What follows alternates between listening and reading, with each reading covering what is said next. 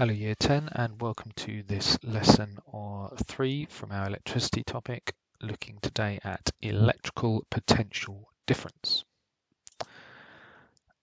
Okay, so on the agenda for today we're going to talk about what potential difference is and how we model it in a similar kind of fashion to how we looked at current and charge. We'll talk about how we measure potential difference and then finally do some calculations of potential difference as well. Okay, so potential difference is a measure of the electrical work that is done for every coulomb of charge that flows through a component. We learnt about charge flow, coulombs, last lesson. Okay, we know about work done from our topic on energy. Here we're talking about electrical work done. So our definition, which I'd like you to write down in a minute, is there. And how do we kind of explain that? So if we've got a resistor in a circuit that has a potential difference of 3 volts across it, what that means is that 3 joules of energy is being transferred to it for every 1 coulomb of charge that passes through it. Okay, so 3 volts is equivalent to 3 joules of energy. So what I'd like you to do first of all is to do these 3 points. Number 1, write down the definition for potential difference. You can go back on the video if you want. Number 2, write down the unit of measurement for potential difference. What do we measure potential difference in? And number 3, think about this question. So if a component therefore has a potential difference of 6 volts, how much electrical work is being done per coulomb of charge? So pause the video and write down your thoughts for those 3 tasks.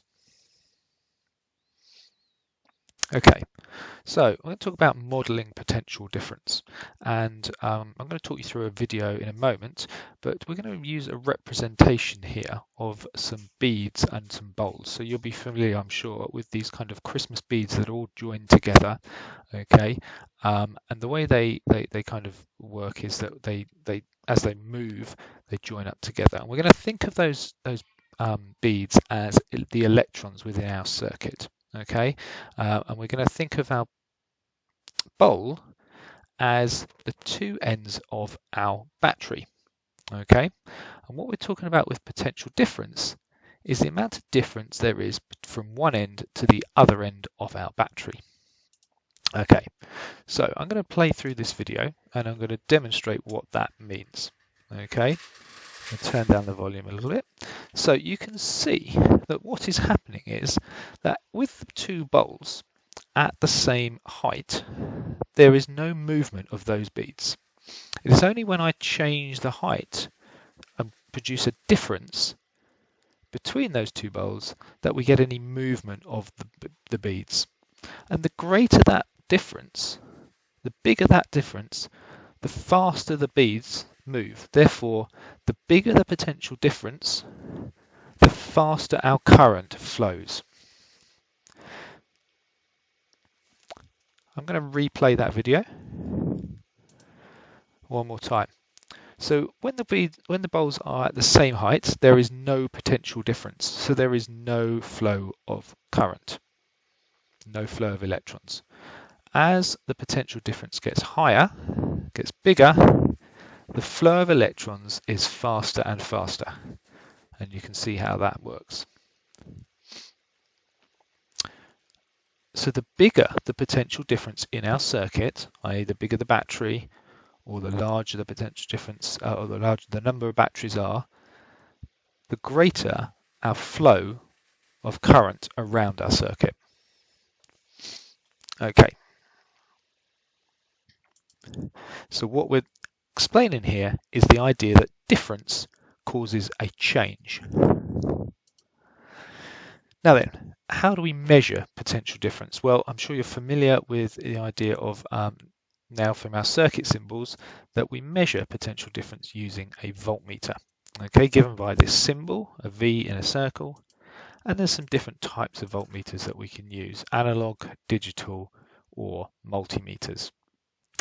Now, how do we use them? Well, we use a voltmeter the same way, whether it is in a series or parallel circuit. So in a series circuit, where you can see we've got a cell and a bulb, we have the voltmeter going across the bulb because we're measuring the difference, remember, the difference in voltage from one side to the other side of that bulb. In a parallel circuit, we have something similar, but you can see here we've got two bulbs, and therefore we've got a voltmeter across both of those bulbs, but we've also got a voltmeter across the cell or the battery as well. So your next independent task for you to do, and you're going to pause the video in a moment to have a go at this, is to redraw those two circuits at the top to include a voltmeter to show where you would put the voltmeter to measure potential difference across the resistor. So not across the bulb, but across the resistor. Then I'd like you to draw an electrical circuit with a battery and a lamp and add a voltmeter to it to measure the potential difference across the lamp. Any circuit you want. Okay, so pause the video and have a go at those now. How did you get on? So hopefully that you drew something similar to this. So on the left hand side we've got those two circuits redrawn with our voltmeter across the resistor in both cases. It doesn't matter whether it's inside or outside of the circuit, that's fine. And then here is an idea, a representation of what we should draw with a bulb, with a voltmeter and a battery which may have two or more cells in it. Okay, let's think about the relationship now between potential difference, electrical work done and charge.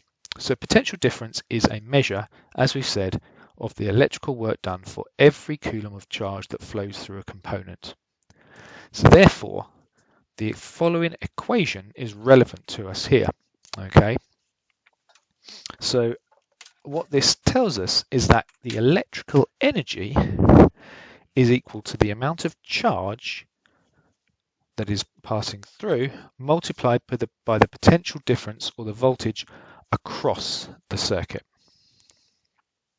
And we're going to look at some calculations now using this equation. So I'd like you to take a moment to write down that equation and to have a go at write down the equation and write down the units of measurement as well.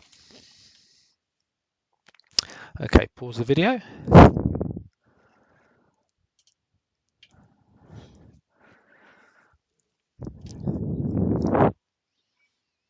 Now then, we're going to use this equation with a couple of worked examples for you to have a go at.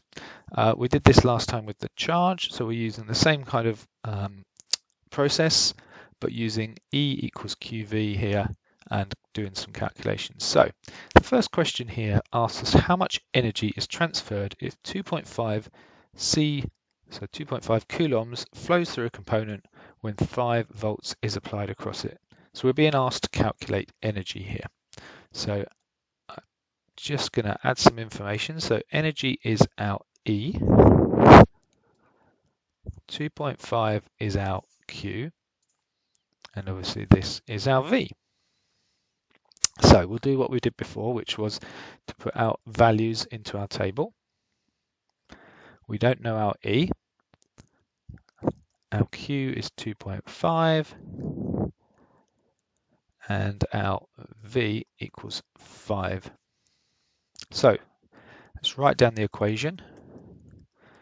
Again, I'm not asking you to do this every time, but it's good practice to get into to do a little bit.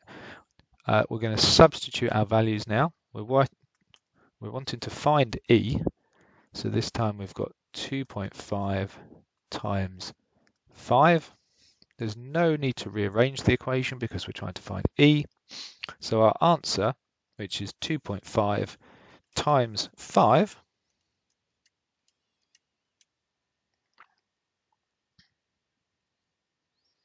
should give you an answer of 12.5. And remember, our units are for energy, so we know that our units are joules. Okay, so that's the first one. The second one is rearranging the equation. So we're going to look at this one as well. This time we've got 3.6 kilojoules of energy. We've got 6 volts battery, and we want to know what is our charge. So what are we going to do this time? Well, again, let's write down our values. E equals 3.6 kilojoules. Now, I know that that is 3,600 joules, so I'm going to convert that into joules. I need to know my Q, and my V is 6. So again, I'm going to write down my equation. I'm going to substitute in my values. So I've got 3,600 equals Q times 6. I'm going to do a rearrangement this time because I don't know what Q is.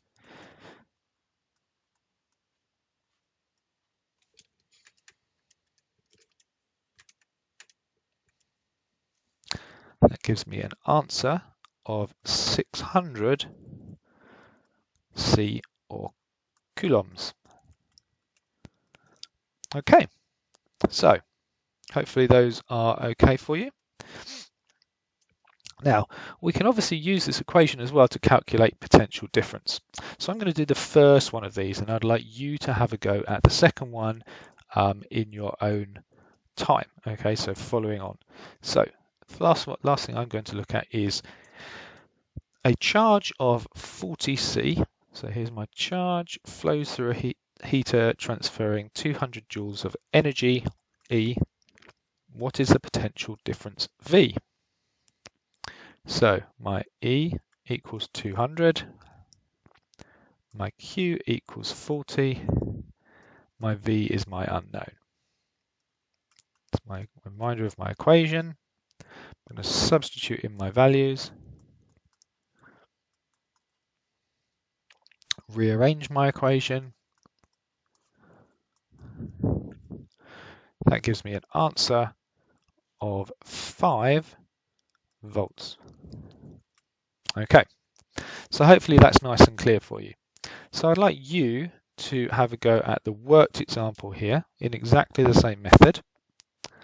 And then your practice work, so you can pause the video while you do that, and your practice work, which I'll mention now, is a worksheet of practice questions for you. Okay, so good luck with that, guys, and I will see you for the next video.